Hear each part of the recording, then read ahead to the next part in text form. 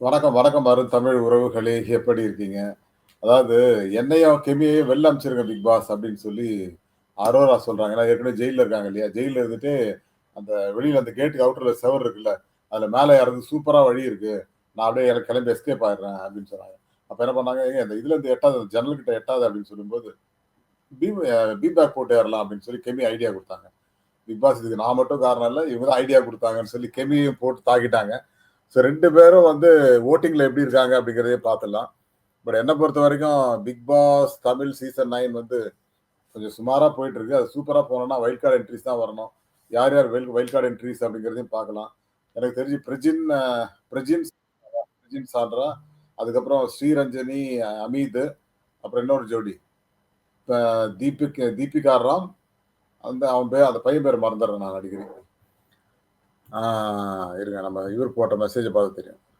So இப்படி எல்லாருமே super ஜோடிகளா இருக்காங்க. பட் இதுல இந்த 3 ஜோடியில யார் வரப்போறாங்கங்கிறது தான் எனக்கு புரியல. பட் வெற்றி பிரபு, தீபிகா ராம். ஸோ இவங்க எல்லாருமே வராங்க அப்படின்னு ஒரு செய்தி வந்திருக்கு பார்க்கலாம். சரி ஓட்டிங் பார்த்துடலாம் முதல்ல. திவாகர் 23% 1,82,442 ஓட்டு வாங்கிட்டாரு. சபரி 1,48,988 ஓட்டு வாங்கிட்டார் 2வது இடம். பார்வதி 81,456 ஓட்டு வாங்கிட்டாங்கல்ல 3வது இடம். கம்ருதீன் 71,838 ஓட்டு. அப்சரா 5வது இடம் 67,993 ஓட்டு. பாருங்க மேல வந்துட்டாங்க. அப்சரா 9,000த்துலருந்து மேல 5,000த்துக்கு வந்திருக்காங்க பாருங்க.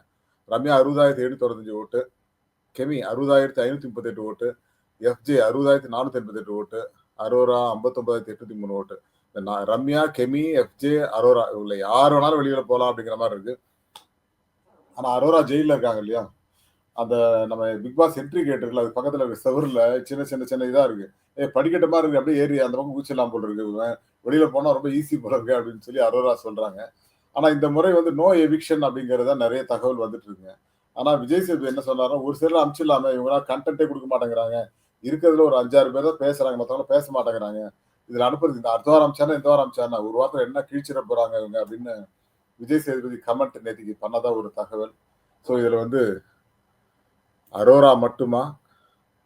அல்லது கெமியவும் சேர்த்து அனுப்ப போறாங்களா? என்னையும் கெமிய சேர்த்து எவிக்ட் பண்ணிட்டுங்க பிக் பாஸ் அப்படின்னு சொல்லி அரோரா சொல்லியிருக்காங்க. ஸோ இதை பற்றி தங்களுடைய தாழ்மையான கருத்து என்ன? இல்ல எஃப்ஜே மட்டும் அனுப்பிச்சாரு நல்லா இருக்குமா? அப்படிங்கிறத கமெண்ட் பண்ணுங்க. ஸோ என்ன பொறுத்த வரைக்கும் இவங்க 2 பேரும் சேர்த்து அப்படின்னு தான் தோணுது. எஃப்ஜேவும் 8வது இடத்துல தான் இருக்காரு.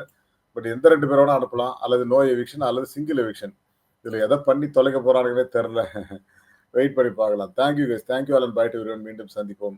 ஸோ லைக் பண்ணுங்க, சப்போர்ட் பண்ணுங்க, சப்ஸ்கிரைப் பண்ணுங்க. Thank you all. பை.